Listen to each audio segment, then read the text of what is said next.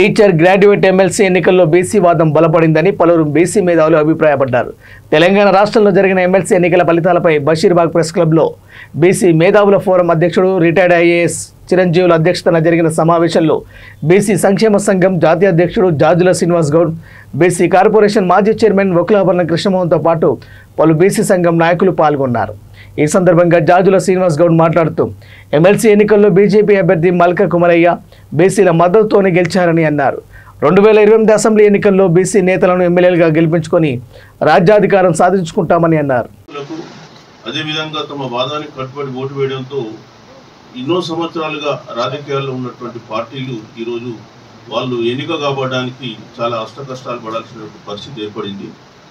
ముఖ్యంగా మనం చూసినట్టయితే ఈరోజు కరీంనగర్ గ్రాడ్యుయేట్ కాన్స్టిట్యున్సీ తీసుకున్నట్టయితే అక్కడ ఉన్నటువంటి బీసీ వాదం మీద పోటీ చేసినారు. ఆయన టెక్నికల్గా బీఎస్పీ నుంచి పోటీ చేసినప్పటికీ ప్రసన్న కృష్ణ గారు అక్కడ బీసీ వాదం మీద పోటీ చేయడంతో సుమారు 60,413 ఓట్లు ఆయనకు రావడం జరిగింది. అదేవిధంగా జాతీయ పార్టీలు అయినటువంటి బీజేపీ కానీ కాంగ్రెస్ కానీ గెలుపు కొరకు అష్ట కష్టాలు పడాల్సినటువంటి పరిస్థితి ఏర్పడడం జరిగింది. సో మరి బీసీలు ఈ మధ్య కాలంలో బీసీ సంఘాలన్నీ కూడా ఐక్యంగా పనిచేయడం వల్ల ఈ విజయాన్ని అందుకోవడం జరిగింది. సో మేము అల్టిమేట్గా గెలవకపోయినా మా బీసీ వాదం అనేది ఇక్కడ గెలవడం జరిగింది. సో గెలవకపోవడానికి కూడా అనేకమైన కారణాలు ఉన్నాయి. ఇక్కడ వేదికపై ఉన్నటువంటి కొంతమంది పెద్దల ఆ విషయం పైన స్పష్టంగా తెలియజేస్తారు. అదేవిధంగా ఇక్కడ బీసీలు గతంలో వీళ్ళకి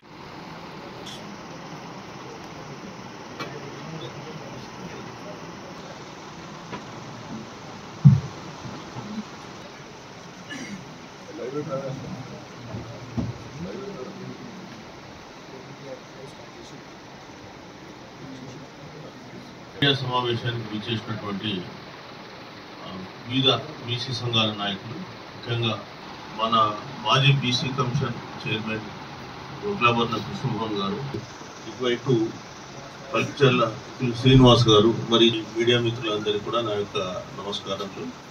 ముఖ్యంగా ఈ మధ్య కాలంలో మనకు రోజు కూడా కంటిన్యూ అవుతుంది. మొన్న మనకు కౌంటింగ్ స్టార్ట్ అయింది.